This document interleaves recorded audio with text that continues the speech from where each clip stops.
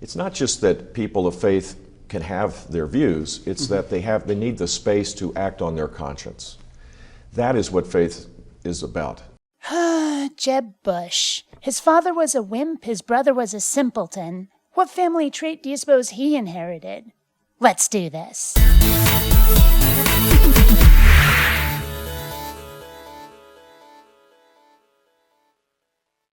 Greetings, fellow space travelers. BionicDance here. Today we're talking about religious freedom, which so often seems to come at the expense of others. Let's watch this right-wing presidential hopeful justify that proposition, shall we? The best of our faith, anybody of faith, Christian, Jewish, all faiths, is when people act on their core beliefs in a way to help others. Whether people want that help or not, whether they even agree that it is help or not. You don't much care for it when we do that. How many religious people have totally lost their shit when science books are put into public school classes? You know, the ones that contradict biblical teaching. Never mind long since tested scientific facts. No.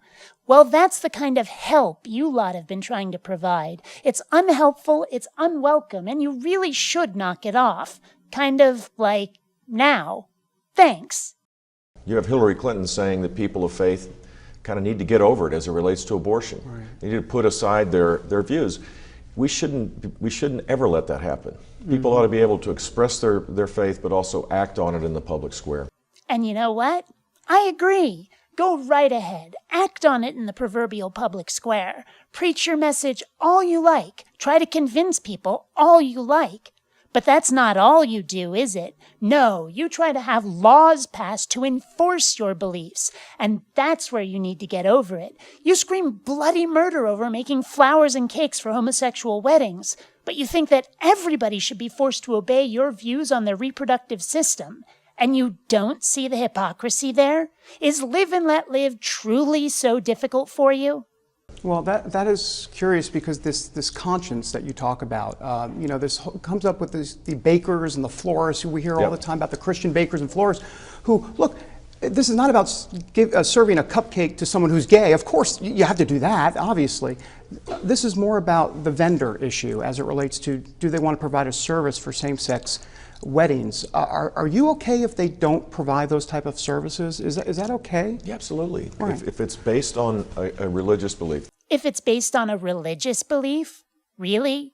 So what if it's, say, a race-based belief? No religion, you just believe it's a matter of conscience that people of fill-in-the-blank race don't deserve services. Is that okay? And if not, why does religion get an exception, an exemption? Why should religion get special treatment?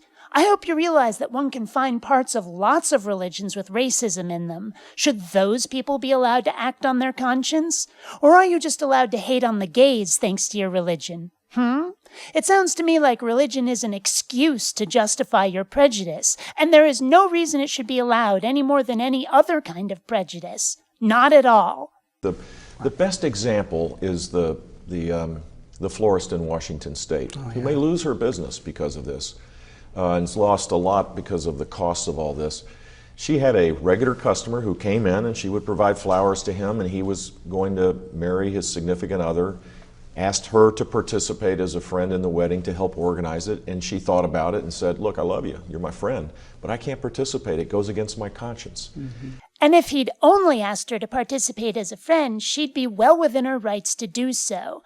I'd think she was being a bitch, but it's totally up to her. However, if you start a business and your so-called conscience inspires you to deny goods or services to other people simply based on who or what they are, then you jolly well better check it at the door, or not open a business. The Civil Rights Act of 1964 may not include sexual orientation among the list prohibiting discrimination by private businesses, but you'd better believe that's coming. So you're going to have to decide which is more important, having a business that will serve everybody or your conscience. A big country, a tolerant country, ought to be able to figure out the difference between discriminating against someone because of their sexual orientation and not, forcing someone to participate in a wedding that they find goes against their moral beliefs. You're not participating. You're not participating in a wedding unless you're the priest or a bridesmaid or the best man or whatever. No. You've provided a good or a service. That's it. Your commitment ends at the door. Your participation is purely commercial in nature. If that goes against your conscience, I say you're either extraordinarily sensitive or you're using conscience as an excuse for acting on your already present homophobia. We should be able to figure this out. This should not be this complicated, but gosh, it is right now. It's not complicated. I've figured it out. You're being a total jackass, a selfish bigot who thinks that religion somehow gives you special exemptions from what should be self-evident egalitarianism. This world does not belong to you, and when you were little, your mommy should have taught you how to share. Until next time, fellow space travelers, this is BionicDance saying don't run on automatic. Instead, please, think.